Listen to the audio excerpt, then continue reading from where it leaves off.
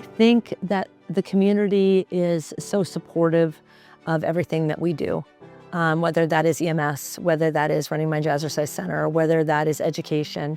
And I feel that it's very important to not only take from the community, but also give back to that community that you live in order to have a strong system of interwoven agencies and people. You have to be able to give and take, and there's got to have that constant balancing between the two. So for me, it inspires me when I go out into the community, whether it's in the ambulance or whether it's jazzercise or whether it was a previous educator, and to be able to connect with people and find out what they need, where they're struggling, where we can provide help. And I think becoming the executive director of West County was one of probably the biggest defining moments for me, because there's not a lot of females in EMS.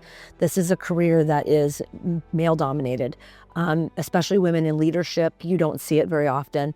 If you look at the agencies around us, there's no women in leadership in those positions.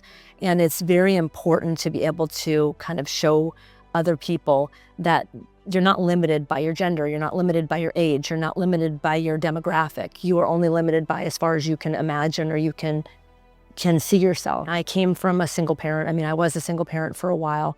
And it's challenging. It's a challenging role to be a mother, to be able to work, to be able to provide for your children and provide a safe and stable environment is one of the hardest, absolutely hardest jobs you'll ever have. But know that not to give up, that to reach out and get the resources in the community, connect, let people know that you need help. There's no shame in asking for help. One of the biggest needs that we see in our area community is access to healthcare. That is a huge paramount right now in mental health services. Being able to have people be able to afford to be able to go to the doctor or be able to get the resources that need for prescriptions and access appropriate health care. Also seeing that a lot of the people in our community don't know what resources are out there to be able to stay and live at home. We see people on their absolute worst day. We never meet anybody on their best day except when they're having a baby.